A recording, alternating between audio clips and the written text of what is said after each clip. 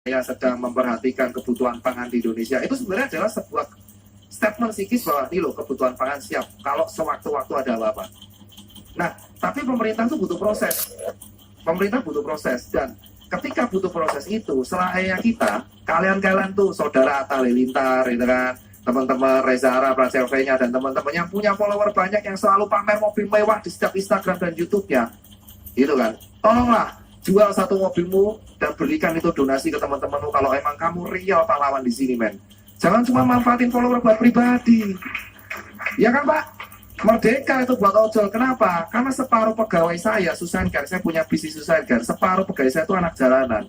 Saya itu juga pernah geladang karena jadi dokter, saya ngerantau ke Blok M buat sewa, buat ruko sama kos, gak ada, saya ditampung sama teman-teman preman di Blok M. Dan di situ saya ngerti hidup harian kayak apa. Itu harusnya peran influencer sangat gede.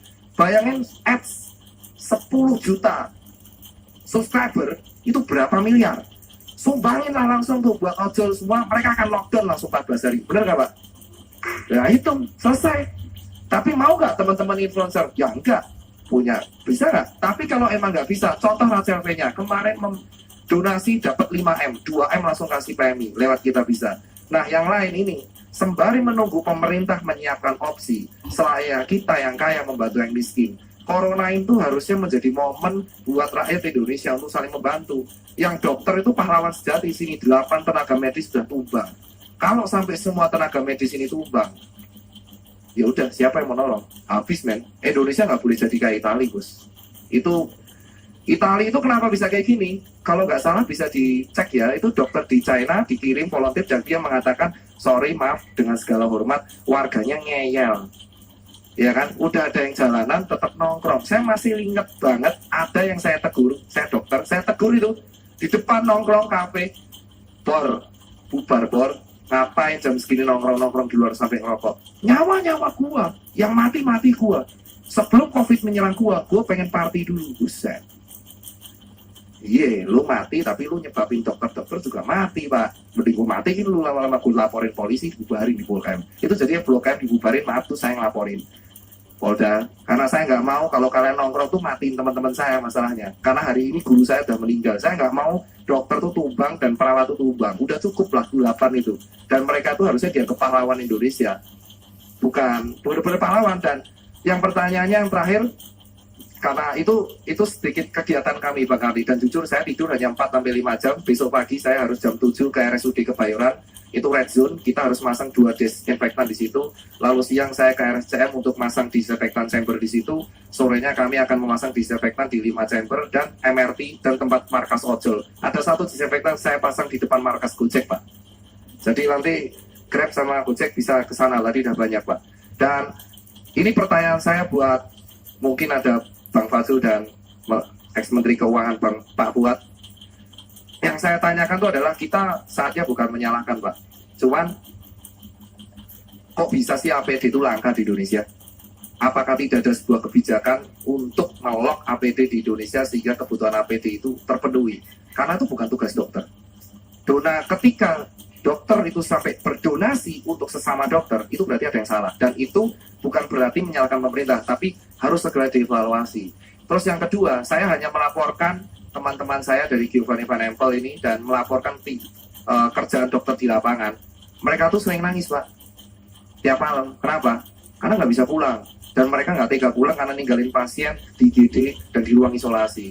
Dan faktanya adalah, yang teman-teman semua ini harus tahu adalah, teman-teman saya itu sebenarnya udah sakit. Semua ngerasain radang tenggorokan. Tapi mereka tetap swab test negatif, gas terus. Karena mereka nggak tega ninggalin pasien. Pertanyaannya adalah, ini kenapa SOP yang telah dibuat itu tidak menyebar rata di Indonesia, Pak? Ini harus dievaluasi, karena teman-teman saya residen sebuah di rumah sakit di Yogyakarta itu sampai Februari tidak mendapatkan pelatihan penanganan corona. Jadi permasalahan di Indonesia itu bukan soal salah-salahan, tapi soal SOP yang berantakan. SOP yang berantakan, jadi atasan sudah membuat SOP yang keren, tapi tidak dilakukan dengan baik oleh jajaran tengah. Sehingga yang bawah, akhirnya kita kayak pion, maju aja terus. Kalau nonton film kayak 1917, 1917. Jadi komandannya nyuruh strike kita 20.000, tentara untuk perang, padahal depannya itu jebakan Batman, isinya cuman granat dan meriam. Nah, ibarat saya sekarang kayak gitu. Nah, ini tolong dievaluasi. Dan evaluasi yang terakhir pertanyaannya adalah buat teman-teman,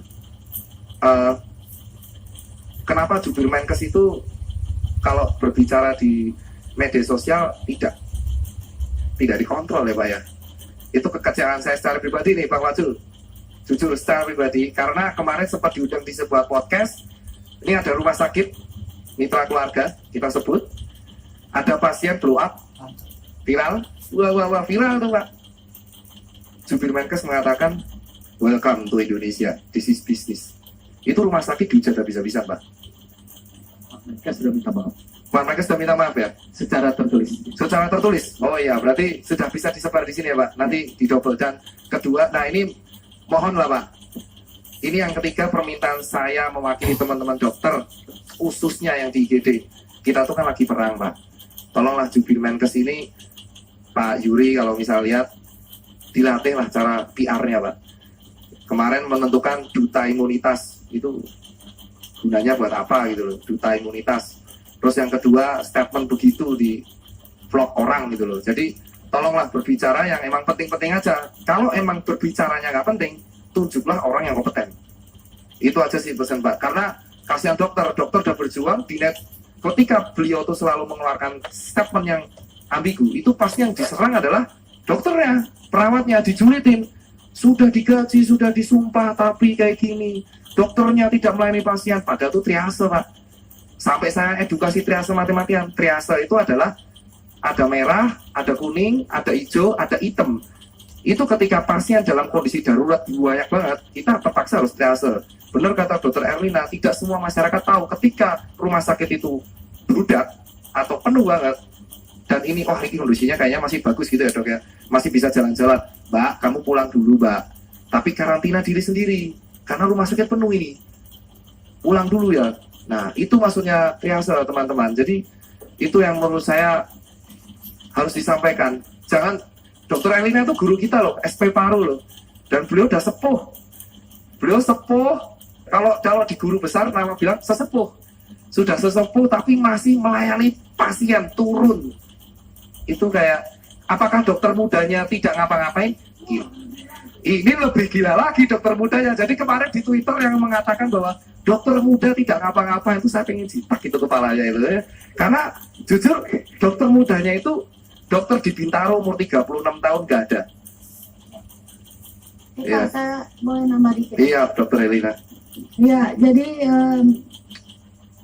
dokter-dokter muda di kami, jadi ada junior saya itu berjibaku masuk ke ruang isolasi bergantian. Kemudian juga kami punya murid peserta PPDS atau residen yang sedang mengambil spesialis, mereka juga ikut.